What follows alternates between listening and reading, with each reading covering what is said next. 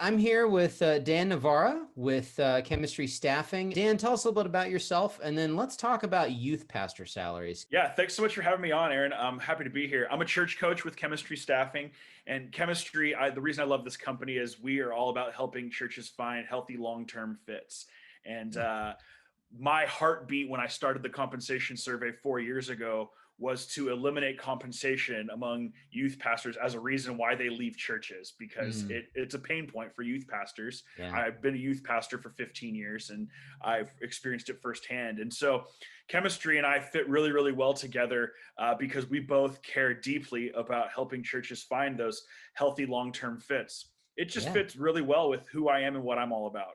that's awesome. So, how did you get started doing youth pastor surveys? And we're going to talk about insights from the youth pastor compensation survey that you've been doing for a couple of years. How did you get into this? And Yeah. yeah, and what kind of a network do you have? What's going on with that? So this is the fourth year, actually. It's been going on for a while. I started this in 2017, and I'll just be completely honest. It started as me wanting to go to my boss with some data and say, "Hey, I Mm, deserve a raise." And so I put a simple, like, easy Google form out on a couple Facebook groups, and I was hoping for like, "Hey, I want like 50 people to respond to this thing so I can have just a little bit of data." yeah. And within a day, I had like over 500 Oh, responses. wow. And I went, whoa, that's a huge like red flag that this is a pain point because nobody Yeah, talks about compensation in the world of church. We just don't do it. yeah. And so I reached out to some friends over at the Youth Cartel who I knew who were in kind of the publishing space. Hmm. And they were like, this is gold. We want to partner with you. And so we, in January of 2018, published the first youth pastor compensation survey. And we had over 1,500 responses to that first survey. Wow. And, and it was great. It was really well received. It really helped a lot of youth pastors. So we did it again the following year, and we had 2,500 youth pastors respond. Wow. And to date now, 4 years in, I've got over 5,000 responses that have come Wow. in to the survey, and it's just been a thing that has really helped the community. I've got story after story of youth pastors who've said your data has helped me walk into my annual review and say, hey, is there something that we can do about that? And it's also on the other side helped senior pastors and executive pastors and church boards understand the world of clergy compensation and how things have shifted and how they can better care for their youth pastors, because we all know that youth ministry that changes every 2 years or 18 months or whatever the number was, that's not helping anybody get Yeah. closer to God. It's actually hurting things in a lot of ways. And we want to help bring that long-term healthy fit into the church setting.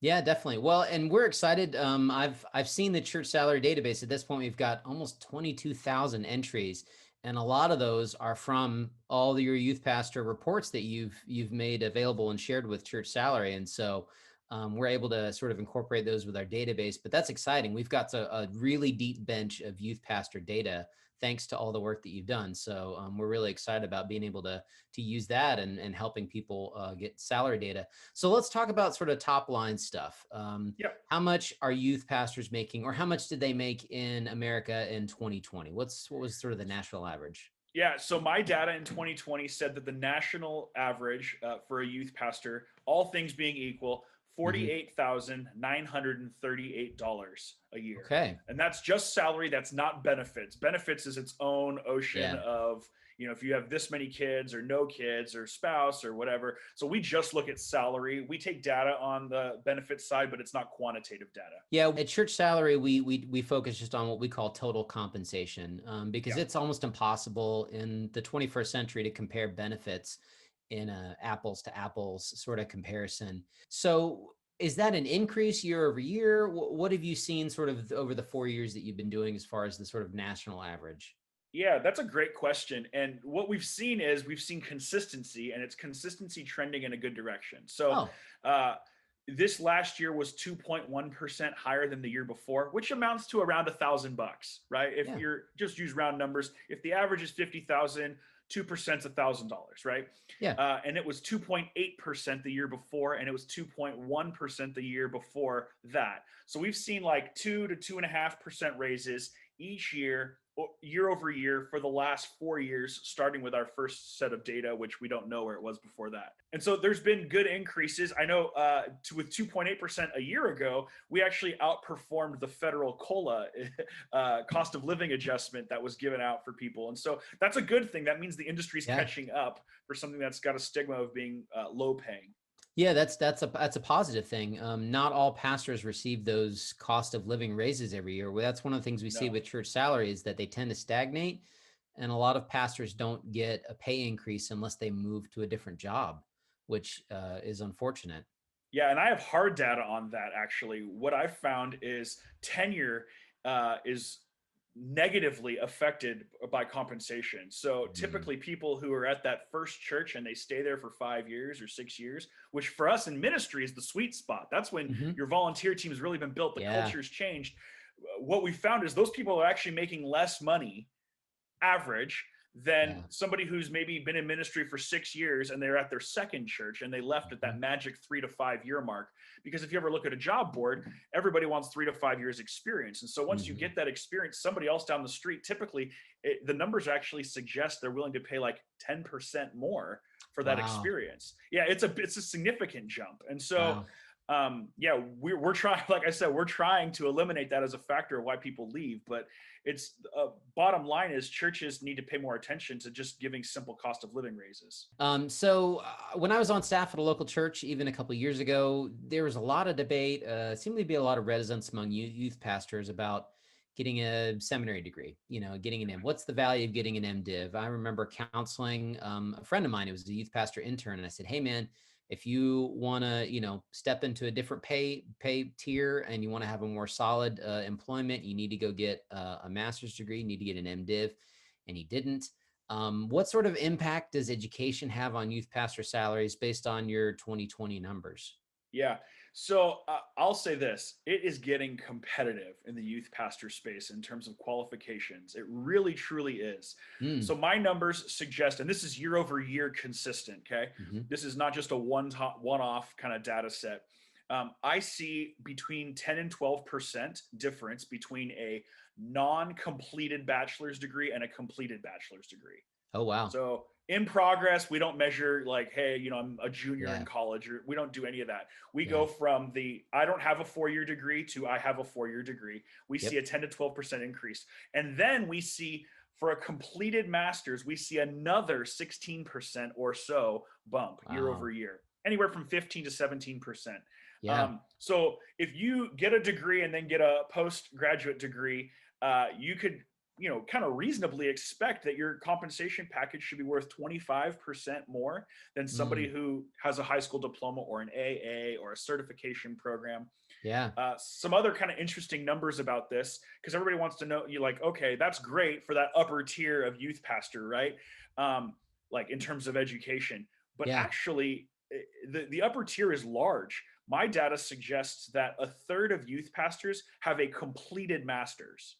Mm. A third. That's the stigma that you just find some young person to go hang out in the basement and eat pizza and play frisbee with kids. That Yeah. those days are gone, right? We have a Yeah. third of the youth pastors with a graduate degree, and then more than 50% of youth pastors who don't have a graduate degree also have a college degree.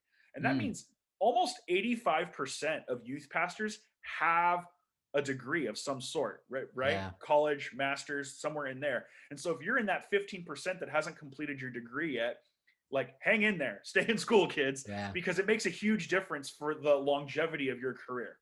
Yeah. Well, and I also used to tell my friends, I used to say, well, if you're planning on being a youth pastor for the rest of your life and retiring at the age of 65 as a youth pastor, then by all means, assume that you're going to be able to get by in that experience. But if you want to translate to something else or move up to an associate pastor role or something like that, are you going to need to have a seminary degree or a bachelor's degree for that? And that's something to think about down the road, because starting out Yeah. in ministry is one thing, finishing well is another.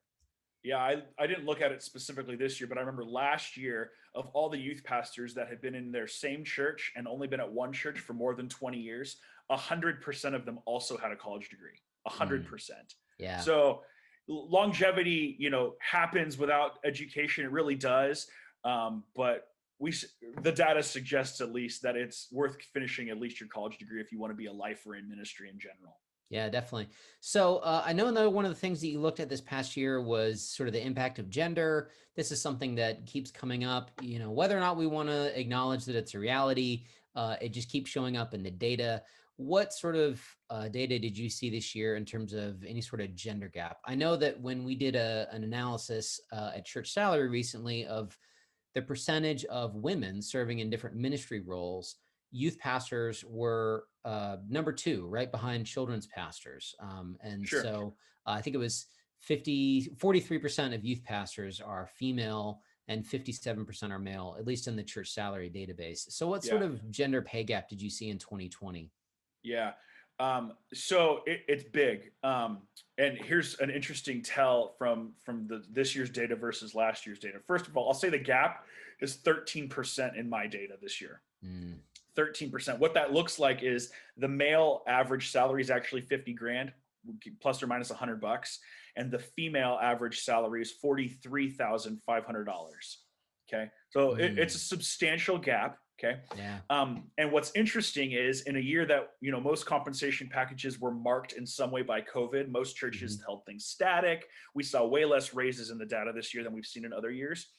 Um, the male number went up 3% this last year, right? The national average increase was 2.1%, but the male Mhm. average was closer to 3, and the Mm. female number actually stayed static in 2020. um, the year before, we actually saw like almost 5% raise from the previous year among women. And, Mm.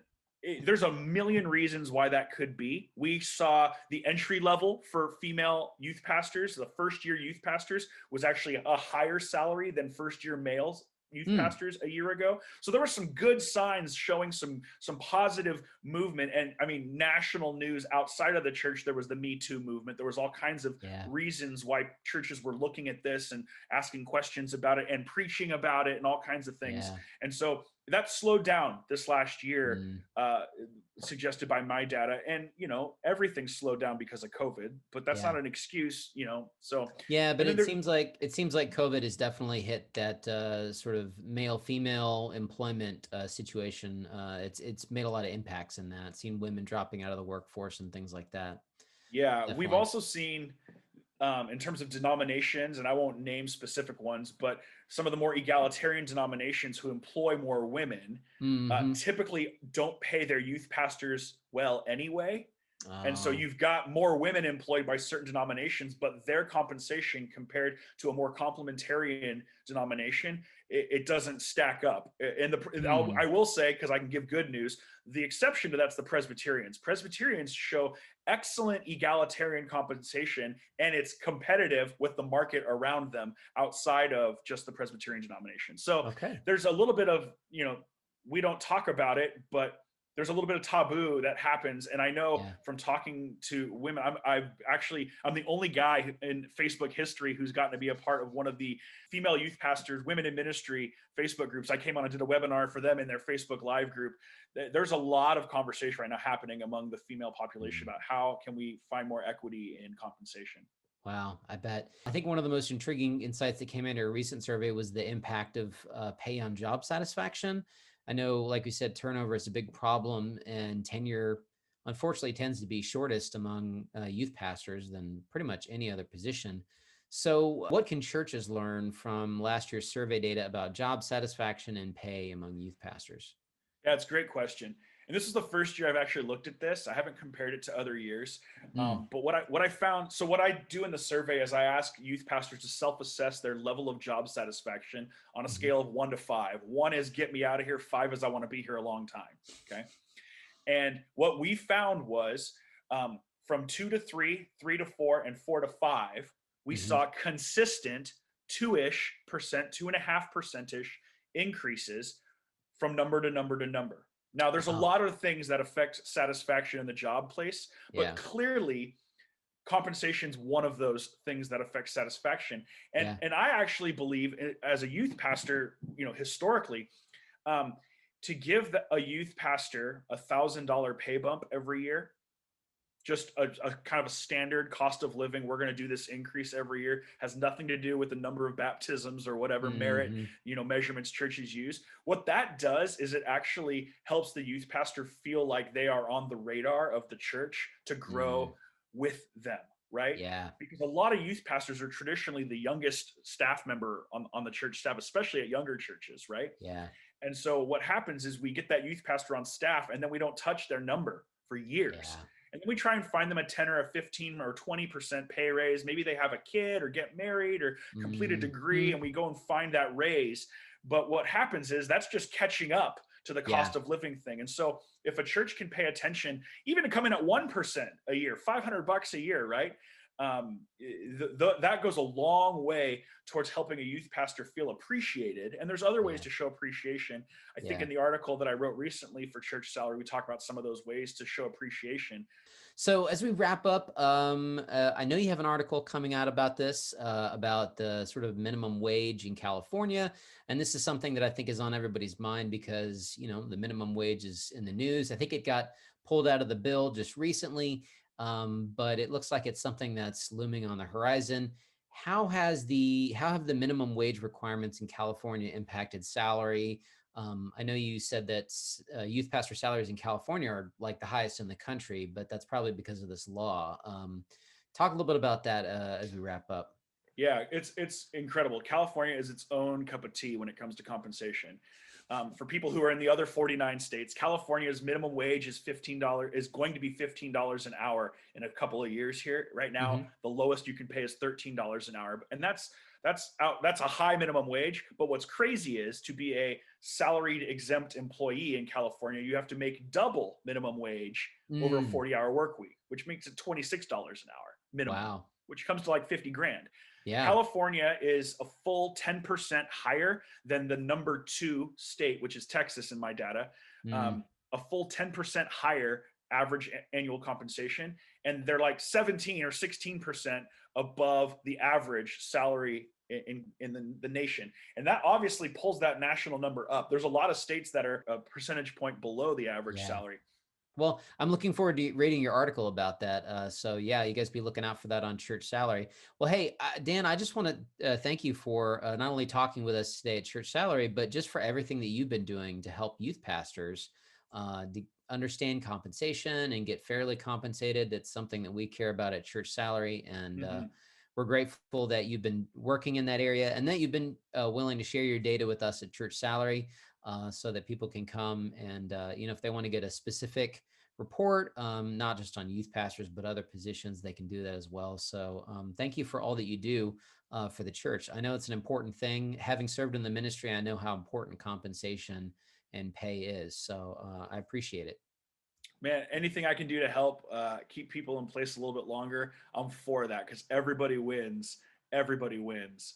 So thanks so much for having me, Aaron. I appreciate it. Definitely. Yeah. Thanks, man.